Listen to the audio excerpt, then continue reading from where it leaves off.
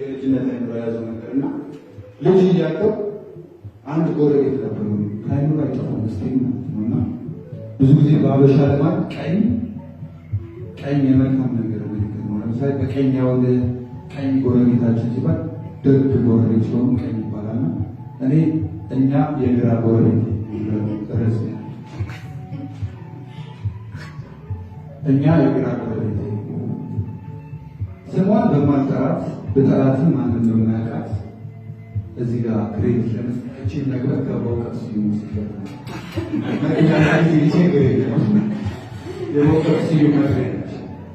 ስሟን በማልጠራት በጠራትም ማን እንደማያውቃት ትንሽ የገጠር ቀበሌ ውስጥ አንድ መልኩያ ማለት ተወለደ።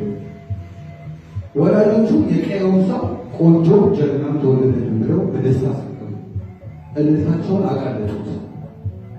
ይህ በሆነ በሶስተኛው ዓመት የህፃኑ ትንሽ ፈቀቅ ብሎ በሚገኝ ሌላ የገጠር ቀበሌ አንዲት ቆንጆ ሕፃን ወደዚያ መጣች። የቀየው ሰው ከህፃኑ የተረፈውን እልልታ ለህፃኑ አቃለጠለት። ሁለቱም ህፃናት በጥበብም በሞገስም እንዲሁም በምሬት አደጉ።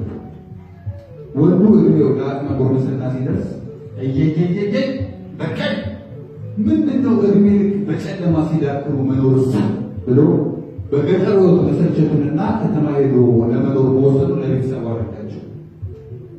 በዛኛው መንደር ኩራትና የዓይን ማረፊያ የሆነችው ውቢት ልጃገረድ የውበቷ ዕለት ዕለት መጎምራት ቀልቦን የሳበው አንድ ጎረምሳ ባቀረበው የትዳር ጥያቄ ተደናግጣ እታለም እኔ ልቤ ከጀሮን የወደድኩ እንጂ ማገባ ብላ አሻፈር የምትል ሰሚ ስላጣች እዛው ከተማ ሄጄ እንደተፈጠረ ብላ ጓዟን ሸከመች። ፍቅር ደጉ መቼም ሁለት ሰዎች እንዲያጣመር ካሰበ የማይደለድለው መንገድ የለምና በሁለቱ ጉብሎች ልብ ውስጥ የጉዟቸው ቀን በአንድ ጊዜ እንዲሆን የፍቅር ትንስስ ውጣሉ። መች በዚህ ያበቃ ሁለቱ ወጣቶች ጉዞ ሲጀምሩ አጭር ፍቅርም ስልቻውን በጫማ አዝሎ በኋላ ተከተላቸው። ይባስ ብሎ አንድ ሎችን ውስጥ ጨመራቸው። እህል ወቃሽ ነው ውሃ አጣጭናት ሲላቸው አንድ ወንበር ላይ ተፈዘባቸው። ከዚያስ ጉዞ ተጀመረ ወደ አዲስ አበባ። ድንገት ልጅት አንድም በቤተሰቧ ናፍቆት ሌላም ከተማ ስትደርስ ምን እንደሚወጣ ስታስብ ድካም እንቅልፍ ይላል ጀመር። ሳታስበው በእንቅልፍና በሰመመን ውስጥ ሆና የቆፈነው ሁሉ ትከሻ ላይ ስር ነገር ተበላሽ። ዘራፍ የሰውየው ልጅ ብሎ ለቁጣ ዞር ቢል በሕይወቱ አይቶት የማያውቀው ከዛም በኋላ አይቶት ያላወቀው መለኮታዊ ውበት የተደፋባት ሴት ትከሻው ላይ ሰላማዊ እንቅልፍ የዳረች አገኘ። መቼም ወጣቱ ለሴት ያለው ክብር እጅግ የላቀ በመሆኑ በእንቅልፏ ሳይረብሻት አይኗን እያየ አዲስ አበባ ደረሱ። አዲስ አበባ ሲደርሱ ውቢት ሀሳቧንም እንቅልፏን ማጨረሰችን ነበር። ወጣቱን ፈጠን ብሎ እንቅልፏን በእሱ ቤት እንድጨርስ ጋበዛት። ቤት እኮ እሷ ምሽ ያለች። በዚህ ሁኔታ ተዋውቀው በሸገር አንድ መንደር ውስጥ ቤት ቀንሰው እኔን ጨምሮ 8 ልጆችን ወልደው ጎረቤት አፍርተው ነው ጀመሩ። እናትና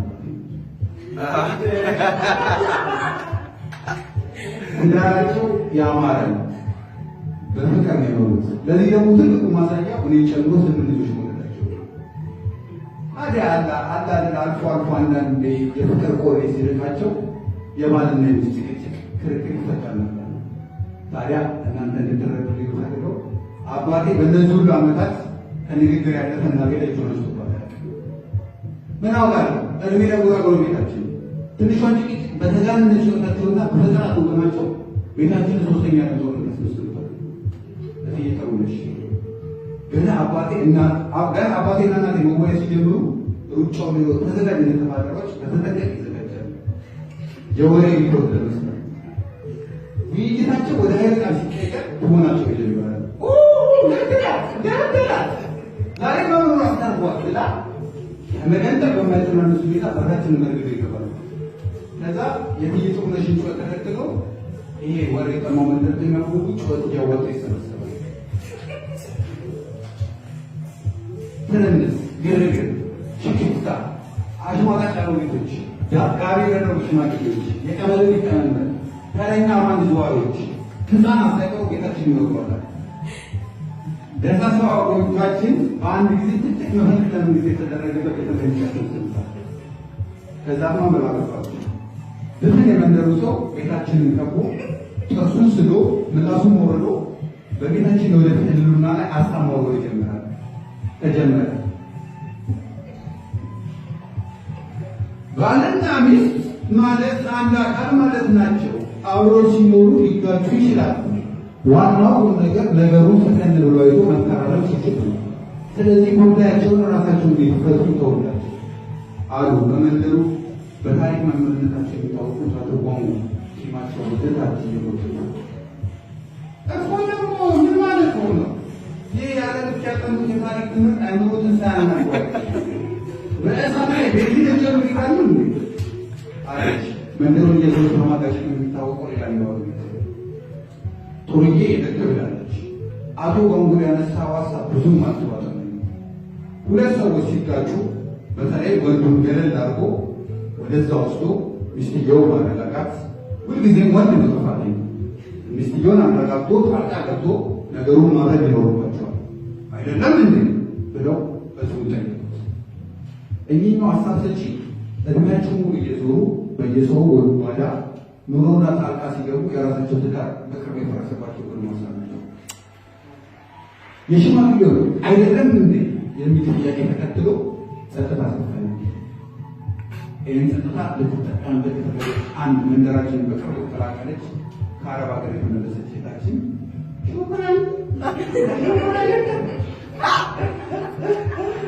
ሁላችሁም ያላችሁትን ሰምቻለሁ። ወላሂ ማይቷ ባልና ሚስት እንደሆነ መጋጨት የተለመደ ነው። ማፊ ሙሽኪላ ራሳቸው ተነጋግረው ይችላል። እኛ ጣልቃ መግባታችን ወላሂ ማይቷ ብላ ገና ሀሳቧን ሳትጨርስ ወይዘሮ አስካለ በግልም ጨያይዋት ምን እቺ የአስር ጊዜ ማፊ ሙሽኪላ ምናምን ትላለች። እንደሆነውን ነገር ወርውልሽና አንቺ አዲስ አይደለሽ እንዴ? ለመንደሩ ስላሰራራችሁ ምን ታውቂና ጣልቃ ገብተሽ ማፊ ሙሽኪላ ምናምን ይመልስ ብለው ቁም ስላረወጥ ተጣጣች። በዚህ ጭቅጭቅ መሀል እስኪ የሚል ጸጉረ ልውጥ ድምፅ ከኋላ ይሰማል። ሁሉም ወደ ጸጉረ ልውጥ ድምፅ ሲዞሩ መስፍን ነበር።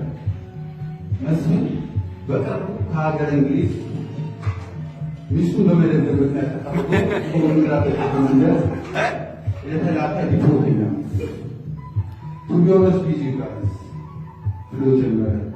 የሴግመንት አምስት በዛ። ሁላችሁም ሰውየው ስትጠቅሱ ሰምቻለሁ።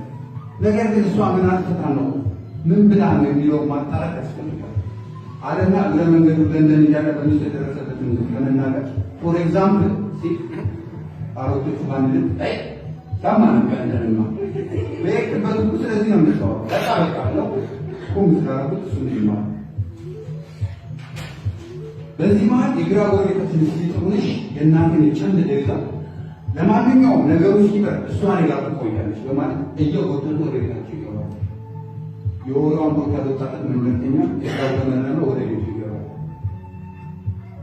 እዚህ ጥሩነሽ እቤታቸው እናቴ ወስደው የወላጅ የሚመስል የተንኮል ጋር ደህና አድርጋ ያስቆጣል።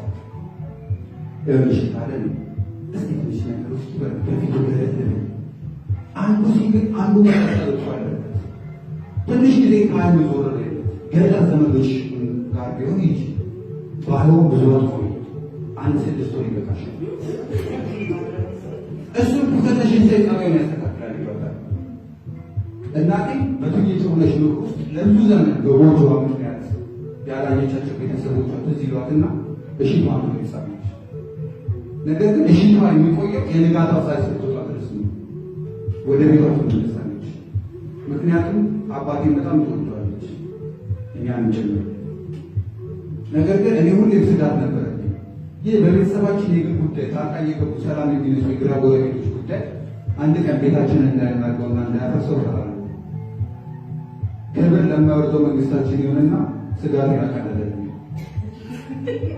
ቤታችንን በክፉ ጎረቤቶችን ምክንያት ከመፍረሱ በፊት ሰፈሩን በልማት ሰበባ ሰጦች ላይ ቦታ በታተነ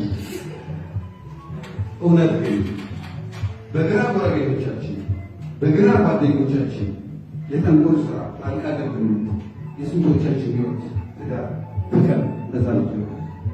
ለማንኛውም እግዚአብሔር ዋሽቶ የሚያጣሉ ሳይሆን ዋሽቶ የሚያስታርቁ የቀኝ ጎረቤቶችን ያድለን። አሜን።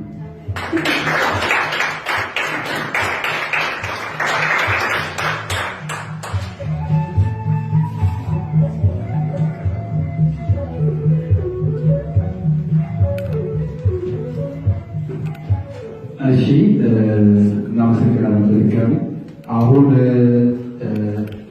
ወንድማችን ቴሌ አንድ ስራ ያቀርብልና ከዛ በመቀጠል አንድ ተጨማሪ ሁለት ስራዎች ይኖሩናል። እሱን እናቀርብና ከእናንተ ጋር ደግሞ የተወሰነ ሀሳብ እንለዋወጥና ፕሮግራማችን እንጨርሳለን ማለት ነው። ቴሌ ነው።